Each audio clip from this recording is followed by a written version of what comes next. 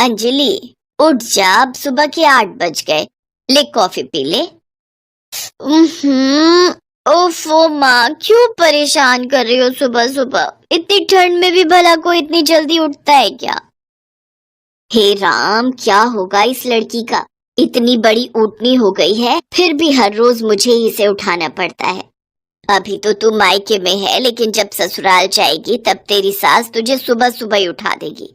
मायके में तो तेरे हर काम के लिए तेरी माँ बैठी है, लेकिन ससुराल जाकर तो तुझे ही सब काम करना होगा।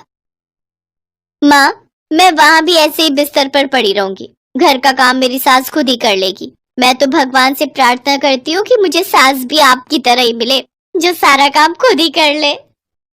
हाँ हाँ, जब ससुराल जाएगी ना तब पता चलेगा तुझे। अंजलि गहरी नींद में सोकर इन सब सपनों में खोई हुई होती है कि तभी उसका पति अनुज उसे आवाज देते हुए कहता है, अंजलि, अंजलि उठो। और कितनी देर से होगी? जानती हो ना, माँ को चाय नाश्ता सब समय पर चाहिए होता है। अनुज, सोने दो ना मुझे, और ठंड कितनी है, मुझे एक रजाई और ओढ़ा दो। अंजलि, ठंड तो 4-5 महीने तक ऐसे ही रहेगी। इसका मतलब ये नहीं है कि तुम आलस में पड़ी रहो। माँ मंदिर से आती होगी, चलो उठ जाओ। अंजलि तब भी नहीं उठती, लेकिन तभी उसकी सास राजेश्वरी की आवाज उसके कानों में पड़ती है और नई नवेली दुल्हन अंजलि झट से उठ खड़ी होती है और रसोई में जाकर चाय बनाने लगती है और कुछ ही देर में चाय बनाकर अपनी सास को देते हुए कहती है, ये लीजिए माँ जी, गर्मा गर्म चाय। इतनी देर कैसे लगा दी तूने चाय बनाने में? अब तक सो रही थी क्या? माँ जी, क्या करूं, ठंडी इतनी पड़ रही है कि बिस्तर से उठने का मन ही नहीं करता। ठंड में काम जल्दी नहीं हो पाता। अपनी ये सब दिक्कतें मुझे मत बता, काम तो सारा अपने समय पर ही होगा, चाहे ठंड हो या गर्मी। मेरे घर के जो नियम है वो नहीं बदलेंगे। अब जल्दी से जाकर खाना बना, फिर साफ सफाई करके कपड़े रखे हैं उन्हें धो दे। जी माँ जी। नई बहू अंजलि जल्दी से खाना बनाती है, फिर साफ सफाई करके कपड़े धोने लग जाती है। आहा, बाप रे, ये तो बर्फ जितना ठंडा पानी है। मुझसे नहीं धुलते ये कपड़े, लेकिन क्या करूं, नहीं धोऊंगी तो माँ जी गुस्सा करेंगी। एक काम करती हूँ, जल्दी जल्दी धो देती हूँ। अंजलि जल्दी से सारे कपड़े ठंडे पानी से धो देती है।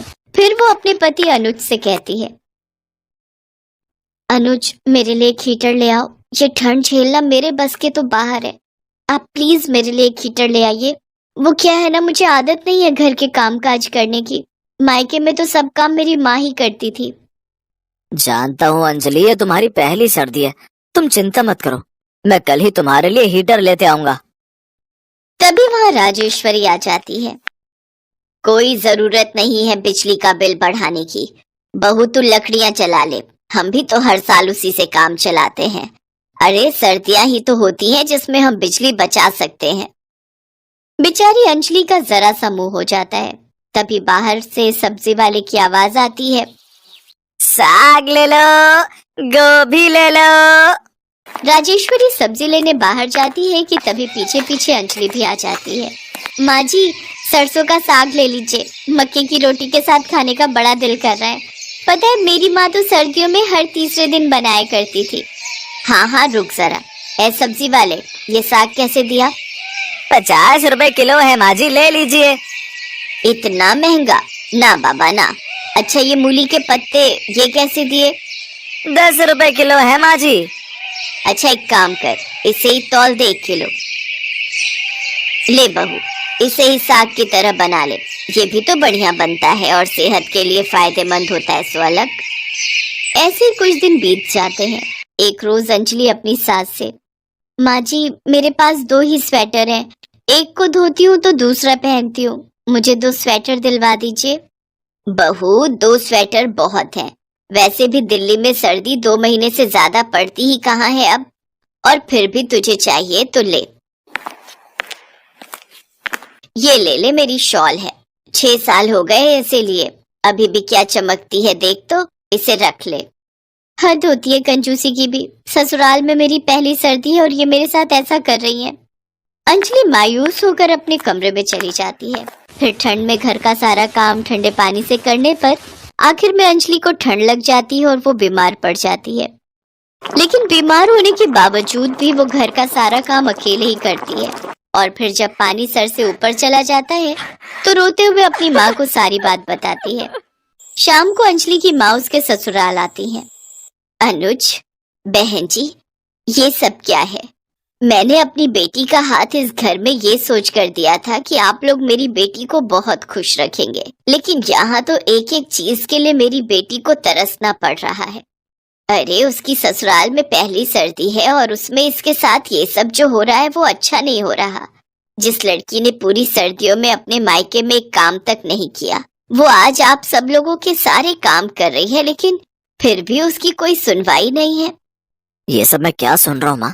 आपकी कंजूसियों के चलते आज मेरी बीवी का क्या हाल हो गया है। अरे इतनी भी बचत करके क्या करना माँ? माँ, जब मेरी बीवी की पहली सर्दी में ही उसके ससुराल में ये हाल है तो आने वाली सर्दियों में उसका क्या हाल होगा? उन सब की बातें सुनकर राजेश्वरी को अपनी गलती का एहसास हो जाता है और वो अपनी बहू से माफी मांगते हुए कहती है, मुझे माफ कर दे बहू, मैं तो बस थोड़ी बचत करके तुम्हारे भविष्य के बारे में सोच रही थी, लेकिन मुझे अब अपनी गलती का एहसास हो चुका है। मैं अब अपनी बहू को किसी चीज की कमी नहीं होने दूंगी। इसके बाद राजेश्वरी घर में गीजर, हीटर का इस्तेमाल अपनी बहू को करने देती है। साथ ही उसे सरसों का साग और मक्के की रोटी अपने हाथों से बनाकर खिलाती है और उसे 2-2 नए स्वेटर भी दिलाती है। साथ ही अब राजेश्वरी सर्दियों में घर के काम के लिए एक काम वाली बाई भी रख लेती है और खाना बनाने में अंजलि की मदद भी